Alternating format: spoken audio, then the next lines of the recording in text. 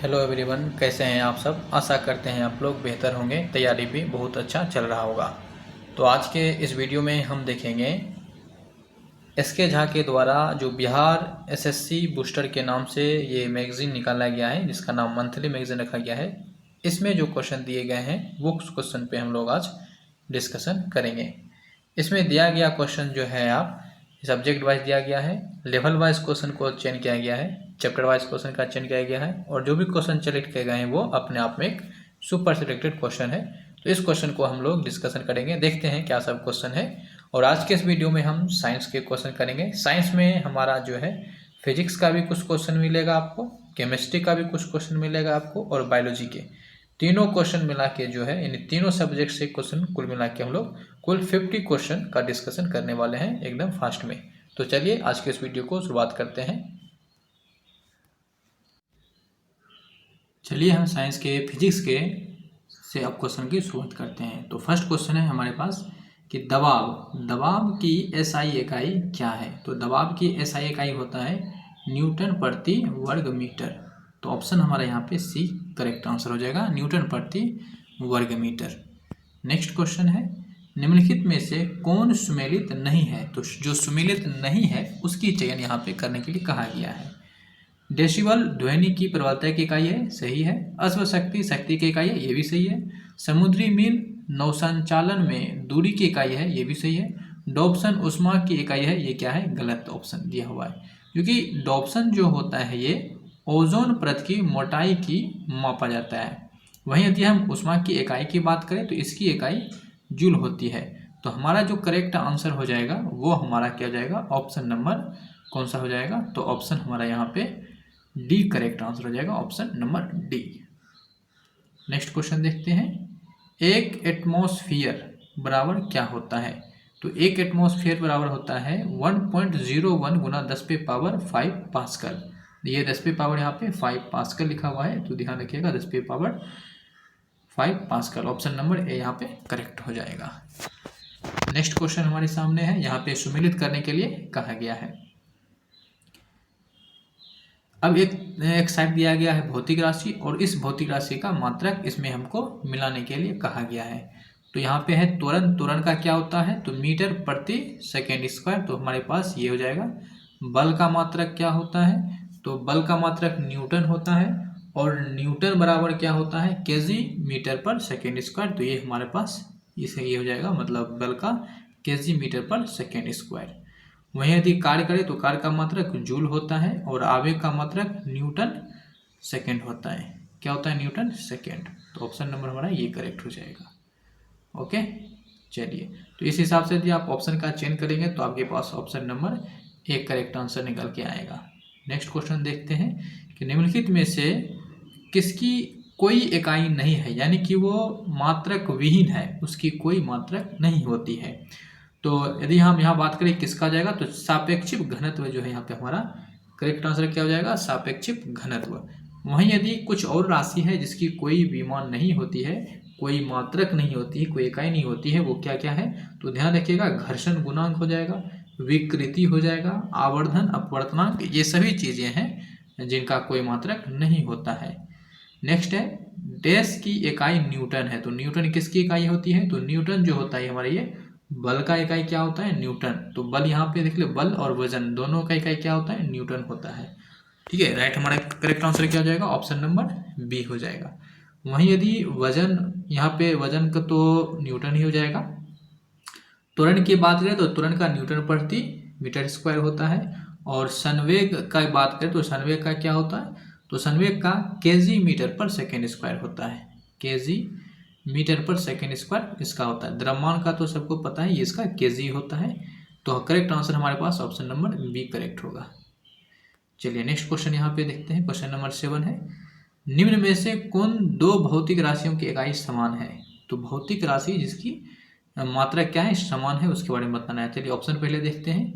तो यहाँ पे ऑप्शन को ध्यान रखेंगे, क्या हो जाएगा, जैसे दाब और बल है, तो बल का क्या होता है, न्यूटन होता है। वहीं दाब की यदि बात करें तो दाब का हो जाएगा मीटर पर मीटर स्क्वायर, न्यूटन प्रति मीटर स्क्वायर हो जाएगा। ठीक है, तो ये हो जाएगा। तो यहाँ पे हमारे पास करेक्ट आंसर क्या हो जाएगा, ऑप्शन नंबर बी। बल और उत्क्षेप बल दोनों का ही मात्रक क्या होता है, न्यूटन होता है, और न्यूटन बराबर होता है केजी मीटर पर सेकेंड स्क्वायर। ठीक है, तो ऑप्शन नंबर बी हमारा यहाँ करेक्ट होगा। प्रतिरोध की एसआई इकाई क्या है, तो प्रतिरोध का एसआई इकाई होता है ओम मीटर। क्या होता है, ओम मीटर। एम्पियर जो होता है ये आपका धारा का मात्रक है। जूल जो होता है ये उष्मा या कार्य का मात्रक है। ओम जो होता है ये आपका प्रतिरोध का मात्रक है, लेकिन यहाँ प्रतिरोधकता पूछा है इसीलिए ओम मीटर हो जाएगा। ऑप्शन नंबर ए हमारे यहाँ पे करेक्ट आंसर होगा। देश पृथ्वी से लेकर सूर्य तक की अनुमानित दूरी की लंबाई की यूनिट है। तो पृथ्वी और सूर्य के बीच जो हम दूरी मापते हैं वो किस में मापते हैं ये बताना है। जब हम पृथ्वी और सूर्य की दूरी मापना होगा हमको, तो हम एस्ट्रोनॉमिकल यूनिट में मापेंगे। तो ऑप्शन बी हमारे यहाँ पे करेक्ट हो जाएगा। केल्विन जो है ये हमारा ताप का मात्रक है, और जूल के बारे में तो बता चुके हैं, ये उष्मा और कार्य का मात्रक है। ठीक है, नेक्स्ट क्वेश्चन देखते हैं। विस्थापन की एसआई इकाई क्या है, तो विस्थापन का एसआई क्या होता है, मीटर। क्या होता है, मीटर। विस्थापन हो या लंबाई हो या दूरी हो, इन सभी की मात्रक एसआई इकाई क्या होगा, मीटर होगा। ऑप्शन नंबर ए हमारा यहाँ करेक्ट होगा। 1 माइक्रोमीटर किसके बराबर होता है, तो 1 माइक्रोमीटर जो होता है वो 10⁻⁻6 मीटर के बराबर होता है, यानी कि 10⁻⁻6 मीटर के बराबर होता है। ऑप्शन नंबर ए यहाँ हमारा करेक्ट हो जाएगा। उद्योग में शक्ति की इकाई क्या होती है, तो उद्योग में यदि हम बात करें शक्ति की इकाई का, तो ये हमारे पास क्या होता है, हॉर्स शक्ति होता है, हॉर्स शक्ति। और एक हॉर्स शक्ति बराबर होता है 746 वाट। ठीक है, ऑप्शन हमारा यहाँ डी करेक्ट हो जाएगा। एक पारसेक निम्नलिखित में से किसके बराबर होता है, तो पारसेक जो होता है ये 3.26 प्रकाश वर्ष के बराबर होता है। तो ऑप्शन डी हमारा यहाँ पे करेक्ट हो जाएगा। विद्युत धारा का एसआई मात्रक क्या है, तो विद्युत धारा का एसआई मात्रक एम्पियर होता है। तो ऑप्शन ए यहाँ पे करेक्ट हो जाएगा। यदि कुलोम की बात करें, तो कुलोम जो होता है ये हमारा आवेश का मात्रक होता है। और जो वोल्ट होता है, देखिए एक होता है वाट, एक होता है वोल्ट। तो ये जो वोल्ट होता है ये ना वोल्ट होता है। ठीक है, तो ये वोल्ट दिया है, हाँ ठीक है। तो वोल्ट जो होता है हमारे पास ये हमारे पास विभव और विभवांतर होता है। और वहीं एक जो वाट होता है ये वाट, तो वाट जो होता है ये हमारा शक्ति का मात्रक होता है। ठीक है, तो ऑप्शन हमारा इस क्वेश्चन का एम्पियर करेक्ट आंसर होगा। मीटर प्रति सेकेंड स्क्वायर निम्नलिखित में से किसकी एसआई इकाई है, तो किसकी हो जाएगा, ये त्वरण का हो जाएगा। ऑप्शन नंबर डी करेक्ट हो जाएगा, क्योंकि वेग का जो होता है मीटर प्रति सेकेंड होता है, और गति का भी सेम होता है, बल का तो न्यूटन होता है। तो ऑप्शन हमारा डी यहाँ पे करेक्ट होगा। नेक्स्ट, 1 नैनोमीटर क्या है, तो नैनोमीटर की वैल्यू पूछा है। तो 1 नैनोमीटर की वैल्यू होता है 10⁻⁹ मीटर। ऑप्शन बी हमारा करेक्ट होगा। कोणीय विस्थापन जो होता है वो, कोणीय विस्थापन का मात्रक क्या है ये बताना है। तो कोणीय विस्थापन का मात्रक होता है रेडियन। क्या होता है, रेडियन। वहीं यदि हम स्टेरेडियन की बात करें, तो ये गहन कोण का मात्रक होता है। किसका होता है, गहन कोण का मात्रक। नेक्स्ट क्वेश्चन देखते हैं। कैंडेला मात्रक है, तो कैंडेला किसका मात्रक है, तो कैंडेला जो हमारा होता है ये ज्योति तीव्रता का मात्रक है। किसका, ज्योति तीव्रता का। ऑप्शन डी हमारा यहाँ पे करेक्ट हो जाएगा। तो यहाँ पर तक हमने जो है फिजिक्स के क्वेश्चन का जो इस चैप्टर से संबंधित सेलेक्टेड क्वेश्चन था उसका हमने डिस्कशन देखा। अब जो है हम यहाँ से फिजिक्स की क्वेश्चन को देखेंगे। तो चलिए हम फिजिक्स की क्वेश्चन की शुरुआत करते हैं। तो फिजिक्स का हमारा यहाँ पे क्वेश्चन क्या है उसको गौर कीजिएगा। ठीक है, क्वेश्चन क्या है हमारे सामने कि किस नियम के अनुसार जो है, एक सेकेंड, किस नियम के अनुसार समान ताप और दाब पर सभी गैस के निश्चित आयतन में अणुओं की संख्या समान होती है। ये कौन सा नियम में कहता है, तो ये नियम कहता है हमारा एवोगाद्रो का नियम। क्या हो जाएगा, एवोगाद्रो का नियम। ऑप्शन नंबर डी हमारा यहाँ पे करेक्ट हो जाएगा। अब यहाँ पे कुछ चीज़ें समझने का प्रयास कीजिएगा कि जो ग्राहम का नियम है ये विसरण से संबंधित है। किससे संबंधित हो जाएगा, विसरण से। ग्राहम का नियम विसरण से संबंधित है। वहीं जो कैरोलिसिस प्रभाव है ये पृथ्वी के घूर्णन से संबंधित है, जबकि जो पास्कल का नियम है, ये पास्कल का नियम जो हमारा ये हाइड्रो नियम से संबंधित है। ठीक है, तो ये हम ध्यान रखेंगे ये फोकस पे। ठीक है, तो इस प्रश्न का सही आंसर ऑप्शन डी हमारा करेक्ट होगा। निम्नलिखित में से कौन समांगी प्रकृति के नहीं है? तो समांगी प्रकृति का कौन नहीं है ये बताना है। जैसे बर्फ, लकड़ी, मृदा, वायु, इसमें से कौन समांगी प्रकृति का नहीं है ये बताना है। तो बर्फ का सभी अंश जो होता है एक जैसा होता है, तो ये तो हमारा समांगी होगा। ठीक है, अब लकड़ी का समांगी प्रकृति का नहीं होता है। मृदा भी वही समांगी प्रकृति का नहीं माना जाता है। वायु को जो है समांगी प्रकृति का माना जाता है। तो ऑप्शन नंबर हमारा 1 और 4 क्या हो जाएगा? सही हो जाएगा। तो इस हिसाब से ऑप्शन हमारा सी यहाँ पे करेक्ट है। ठीक है, क्या हो जाएगा? Option C correct answer. Next question देखते हैं। निम्नलिखित में से कौन सी धातु को चाकू से काटा जा सकता है? तो सभी को पता है सोडियम जो होता है उसे आप चाकू से काट सकते हैं। सोडियम का संकेत Na होता है, परमाणु संख्या 11 होता है। नेक्स्ट देखें, नाइट्रोजन के निम्न ऑक्साइड में से किसको लाफिंग गैस के रूप में जाना जाता है? तो लाफिंग गैस हम किसको बोलते हैं वो बताना है। तो लाफिंग गैस जो होता है वो N2O होता है। ठीक है, क्या होता है? N2O को हम लाफिंग गैस कहते हैं। कौन सा रासायनिक परिवर्तन है? तो रासायनिक परिवर्तन को खोजना है। रासायनिक परिवर्तन, मक्खन का खट्टा होना। तो मक्खन का खट्टा होना भी क्या है? रासायनिक परिवर्तन है। तो ऑप्शन हमारा यहाँ पे ए ही करेक्ट हो जाएगा। ठीक है, नेक्स्ट क्वेश्चन देखिए। तरल अवस्था में गैसीय अवस्था से रूपांतरण को क्या कहते हैं? यानी द्रव से गैस में बदल रहा है तो इसको हम क्या कहेंगे? तो इस अवस्था को हम वाष्पीकरण कहते हैं। ऊर्ध्वपातन में क्या होता है कि ऊर्ध्वपातन में क्या होता है? गैस से सीधा वो सॉलिड से सीधा वो गैस में बदल जाता है। तो इस तरह की चीज़ों को हम ऊर्ध्वपातन कहते हैं। 12 डिग्री सेल्सियस पर जल की भौतिक अवस्था क्या होगा? यानी कि यदि तापमान जो है यहाँ पे हमारे पास 12 डिग्री सेल्सियस है तो जल का भौतिक अवस्था क्या होगा? तो इसकी भौतिक अवस्था की बात करें तो ये क्या रहेगा? द्रव रहेगा। ठीक है, क्या रहेगा? द्रव रहेगा। क्योंकि आपको एक चीज़ ध्यान रखना है कि पॉजिटिव वैल्यू जो है, पॉजिटिव वैल्यू का मतलब कहने का मतलब है 0 से लेके यदि 100 डिग्री सेल्सियस तक की हम बात करें तो इस अवस्था में जल जो होता है वो द्रव अवस्था में इसको माना जाता है। ठीक है, द्रव अवस्था में। वहीं 0 डिग्री से यदि हम कम पे आ जाएंगे तब जाके ये जो है आपका ठोस अवस्था में यानी कि बर्फ के कह लीजिए या ठोस अवस्था में बदल जाएगा। और यदि 100 से ऊपर की हम अवस्था में चले जाते हैं, ऊपर में हम कहाँ तक चले जाएंगे? तो 257 तक। यदि 100 से 257 में आ जाएंगे तब ये हमारे पास गैस की अवस्था बनती है और इससे ऊपर की अवस्था को प्लाज्मा अवस्था कहते हैं। आई होप आप समझ रहे होंगे कि 0 से लेकर 100 डिग्री के बीच की सेल्सियस में जल की भौतिक अवस्था द्रव अवस्था होती है। तो ऑप्शन सी हमारा करेक्ट होगा। अम्लीय वर्षा होती है, तो अम्लीय वर्षा किसके कारण होती है? ठीक है, ये बताना है। SO2 के कारण, ये भी सही है। SO2 के कारण भी अम्लीय वर्षा होती है। ऑप्शन बी हमारे पास क्या है? SO2 तो इसमें है ही। NO2 के कारण, ये भी सही है। अब तीसरा करा SO2 या NO2, नहीं, दोनों ही हो सकता है। ठीक है, तो ये हमारा गलत है। ऑप्शन डी है ए और बी दोनों। तो करेक्ट आंसर जो हम चुनेंगे वो करेक्ट आंसर हमारे पास क्या हो जाएगा? अंतिम रूप से ऑप्शन डी हो जाएगा, क्योंकि इसमें इन दोनों ऑप्शन को मिला दिया गया है, इसीलिए डी करेक्ट होगा। कौन सा कथन गलत है? तो कौन सा कथन गलत है ये बताना है। पदार्थ के कण स्थिर अवस्था में होते हैं? नहीं, पदार्थ के कण स्थिर अवस्था में नहीं होते हैं, वो गतिशील अवस्था में होते हैं, निरंतर गतिशील अवस्था में होते हैं। तो ऑप्शन नंबर हमारा ए क्या हो जाएगा? गलत। और गलत को चुना था इसलिए करेक्ट आंसर होगा ए।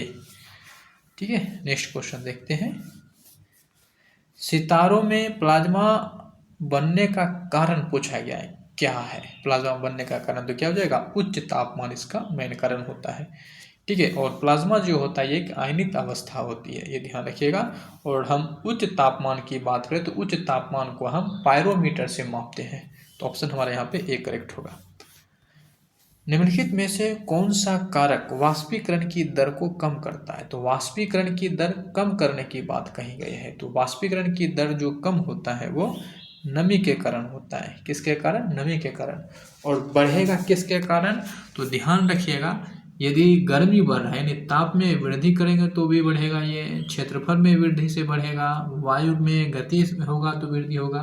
तो इन सभी कारणों से जो होगा, इन सभी जो बचा हुआ हमारे पास ये 3 कारण हैं, इन सभी कारणों से इसमें वृद्धि होगा।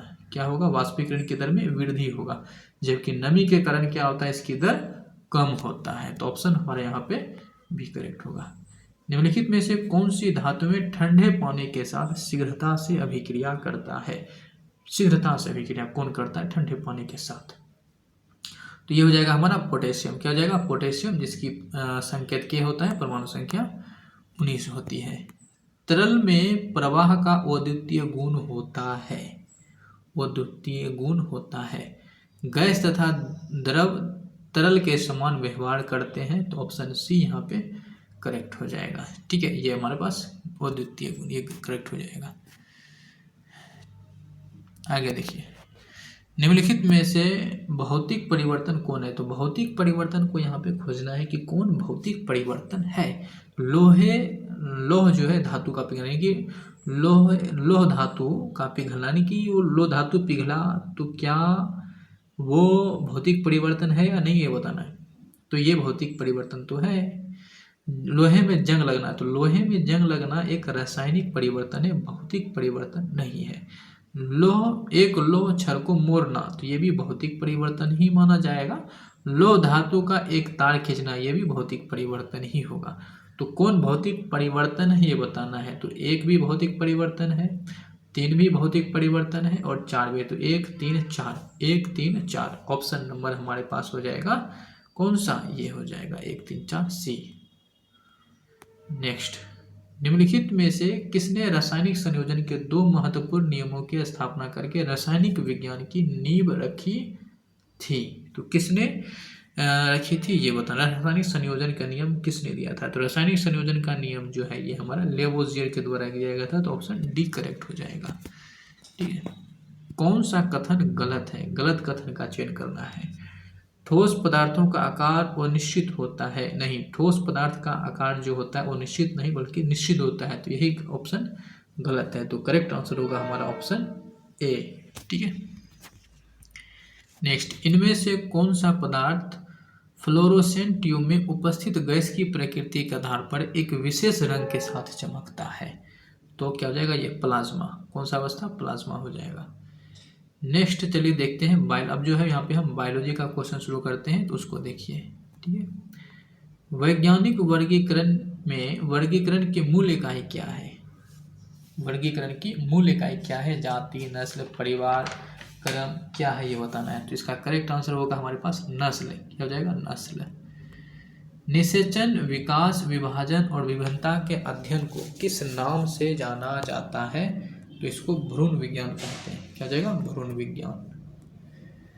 निम्नलिखित में से शरीर विज्ञान एवं चिकित्सा की वह कौन सी शाखा है जो पुरुषों के विशिष्ट रोगों एवं स्थिति से संबंधित है? तो हो जाएगा ये एंड्रोलॉजी। क्या हो जाएगा? Andrology, option A. सेरोलॉजी का अध्ययन देश का अध्ययन है। तो सेरोलॉजी किसका अध्ययन है ये बताना है। ठीक है, तो ध्यान रखिएगा, सेरोलॉजी जो है ये हमारा छिपकली का अध्ययन है।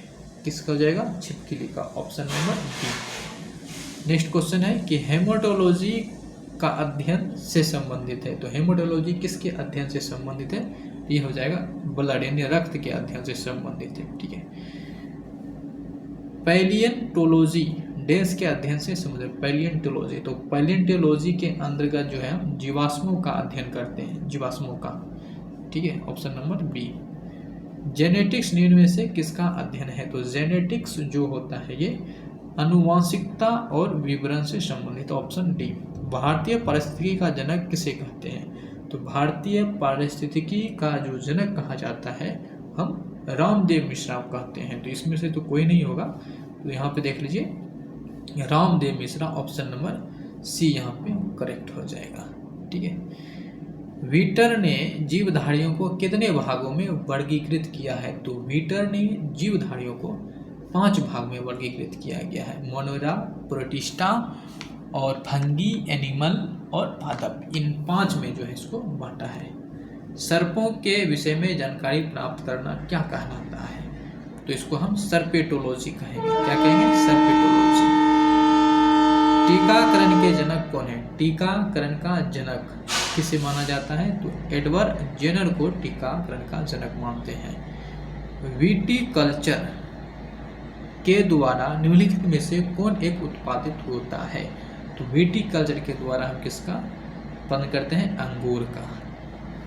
अब यहाँ पे सुमेलित करने के लिए कहा गया है कि पक्षी के अध्ययन को क्या कहते हैं? तो ऑर्निथोलॉजी। अब वंशागति के अध्ययन को क्या कहते हैं? तो जेनेटिक्स।